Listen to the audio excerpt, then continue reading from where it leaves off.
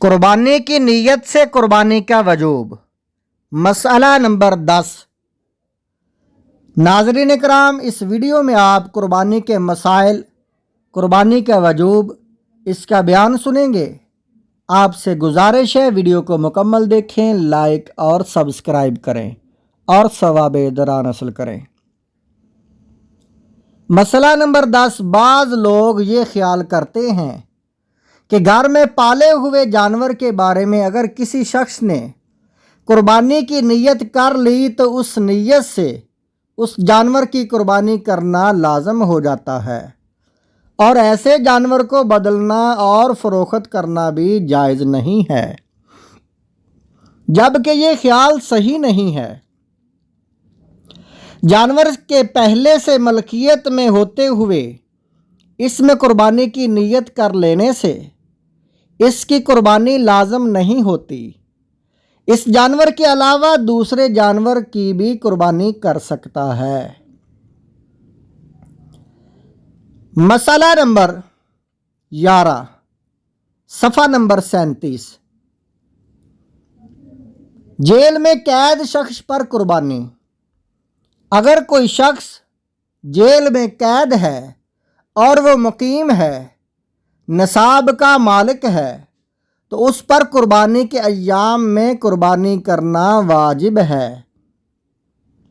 چاہے قید خانہ میں کرے یا کسی کو کہہ کر قید خانہ سے باہر کسی بھی جگہ پر کروائے۔ بہرحال اسے قربانی کرنا ضروری ہے۔ بیرون ملک سے قید شخص پر قربانی۔ مسئلہ نمبر 12۔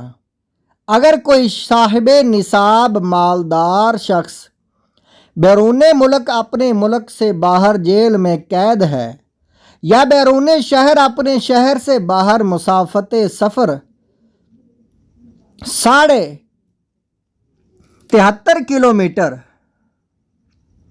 میں قید ہے، تو اس کی مدت قید 15 دن سے کم ہو تو وہ مسافر ہوگا، اس پر قربانی واجب نہیں، اور اگر اس کی مدت قید 15 دن یا اس سے زائد ہو تو وہ مقیم ہوگا اور اس پر قربانی واجب ہوگی۔ مسئلہ نمبر 13۔ قربانی کے سلسلے میں ایک غلطی۔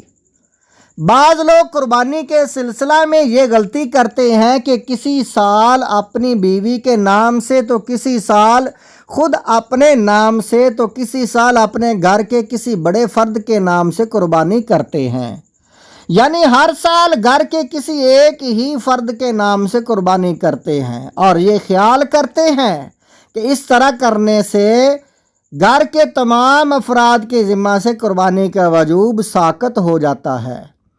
ان کا یہ خیال غلط ہے۔ صحیح بات یہ ہے کہ گھر کا جو فرد صاحب نصاب ہے اس پر قربانی واجب ہے۔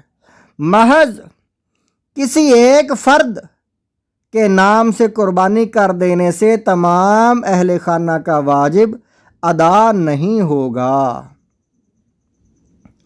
مسئلہ نمبر 14۔ اگر کوئی شخص قربانی کے لیے جانور خریدے، قربانی کا جانور مر جائے۔ مسئلہ نمبر 14۔ اگر کوئی شخص قربانی کے لیے جانور خریدے اور قربانی سے پہلے جانور مر جائے، تو اگر جانور خریدنے والا مالدار ہے تو اس پر دوسرا جانور خرید کر اس کی قربانی کرنا لازم ہوگا، اور اگر وہ غریب ہے تو اس کے ذمہ دوسرا جانور خرید کر قربانی کرنا لازم نہیں ہوگا۔